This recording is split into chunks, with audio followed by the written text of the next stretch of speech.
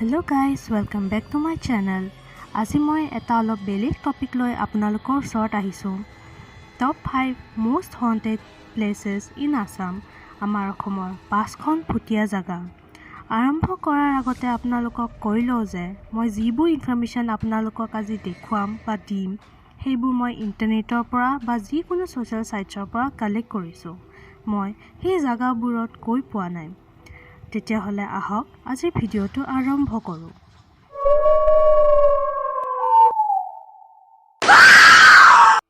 আমাৰ লিষ্টৰ প্ৰথমটো জাগা হ'ল হণ্টেড লজ অফ যোৰহাট।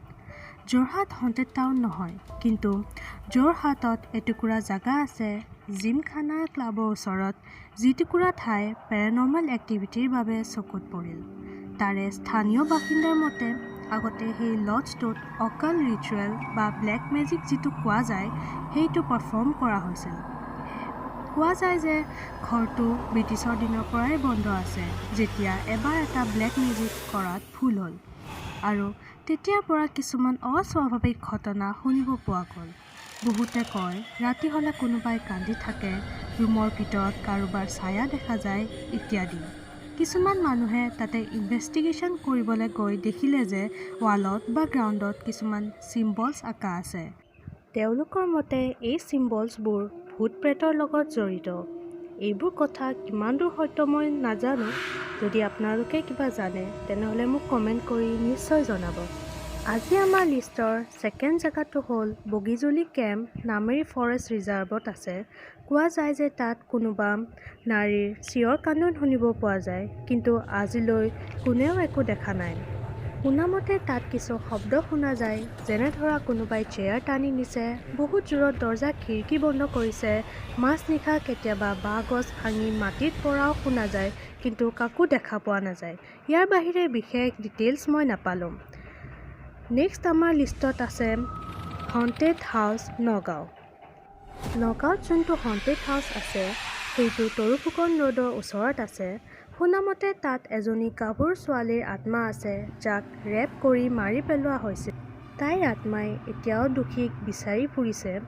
ছোৱালীজনীৰ কান্দোন, চিঞৰ বাখৰ আৰু কেতিয়াবা তাইৰ আত্মাও দেখা পোৱা যায় বুলি কোৱা গৈছে। ইয়াৰ বাহিৰে বিশেষ একো ইনফৰমেশ্যন ইণ্টাৰনেটত নাই। আমাৰ লিষ্টৰ নেক্সট জাগাটো হ'ল বানিয়ান ট্ৰী, মানে বট গছ। এই গছজোপা পুৰণি গুদাম নামৰ জাগাডোখৰত আছে, খৰিগাঁও, নগাঁও ডিষ্ট্ৰিক্ট। তাৰে স্থানীয় লোকসকলৰ মতে 1820ত যি অসমীয়া আৰু বাৰ্মিছৰ মাজত যুদ্ধ হৈছিল, সেই সময়ত বাৰ্মিছ মানুহে আমাৰ অসমীয়া মানুহখিনিক বহুত কষ্ট দিছিল, টৰ্চাৰ কৰিছিল আৰু শেষত গছডালত ওলমাই জ্বলাই দিছিল।